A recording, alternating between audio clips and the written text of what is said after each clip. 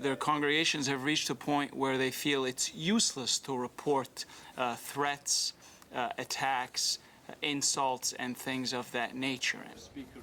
A lawyer for the Canadian Arab Federation explains the hopelessness many Muslim Canadians feel when faced with hate-based crime or harassment. And those episodes appear to be rising following the attacks in Paris just over a week ago. The National Council of Canadian Muslims keeps records of anti-Muslim incidents across Canada. This year, they've logged 45 cases. By comparison, the group tracked just 12 incidents in all of 2013.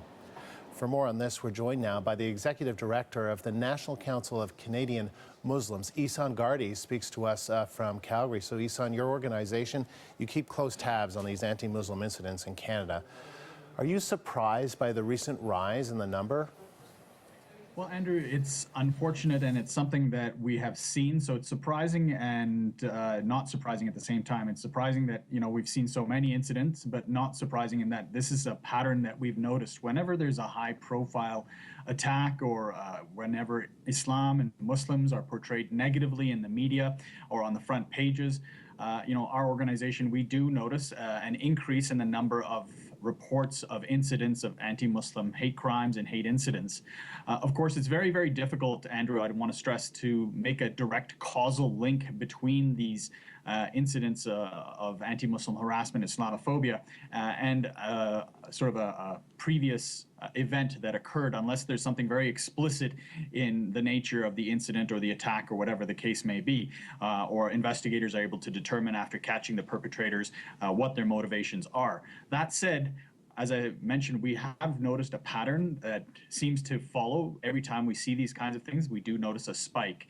And this is something that we're monitoring very carefully. We're very concerned about it. It's cast a shadow across Canadian Muslim communities across the country. There's a genuine and I think a very valid concern that people have when you see things like a woman being assaulted in broad daylight in Toronto, two young women being assaulted on the Toronto subway.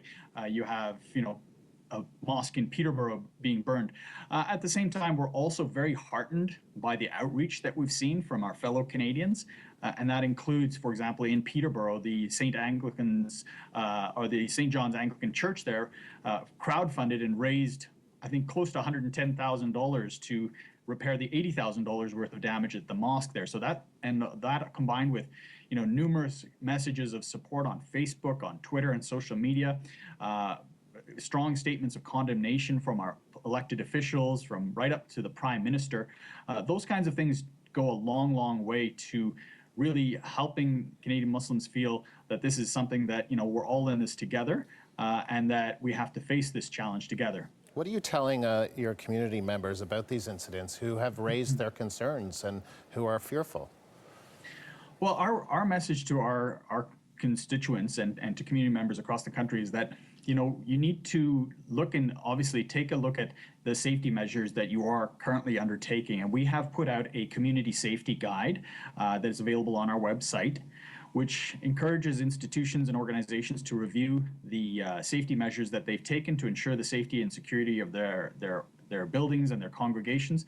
And people need to be just a little bit more vigilant. And at the same time, I have a lot of confidence that this does not reflect the prevailing attitude of the vast majority of Canadians out there. I think we do certainly see hate as well online and hateful messages that people receive, whether it's cowardly notes that people don't sign and leave in other people's mailboxes. Those come up and are hurtful, certainly. But what we've seen outweighing that is the outreach and support that we've seen from our fellow Canadians.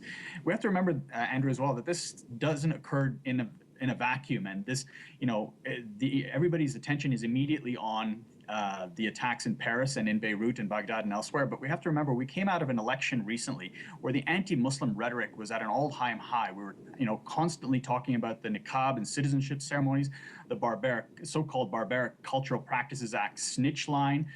We had the Prime Minister, former Prime Minister, making comments linking violent radicalization to mosques. So it doesn't occur in a vacuum, and I think we have to be aware of that. And I think that the tone that the new government has set, and that other leaders from across the aisle and from all different levels, including the mayor of Peterborough, and the local MP, Minister Monsef, have been very, very encouraging. So do you blame the former government for some of this rhetoric and some of these acts of violence? You think that there's a link there, and that maybe with a new government that is speaking less about those things that you're more hopeful? Well, I think blame is a strong word, and I don't think I would go that far, but I think it's important to just say that there is a context to this, and I think we have to work hard to recognize that, this is something that, is occurring. And yes, people do have, valid concerns and valid fears in the wake of these kinds of horrific incidents that we've seen. We've heard calls for, people to halt immigration or to slow down immigration. And in our view, we can understand the fear that these acts have generated. At the same time, though, Canada is not a country, nor should it be one, that is ruled by fear. And our leadership of our country also should be concerned about leading based on principles, not based on polls. Ihsaan, good to speak to you today. Thank you very much. Thank you, Andrew. Ihsaan Gardee is the Executive Director of the National Council of Canadian Muslims. He spoke to us from Calgary.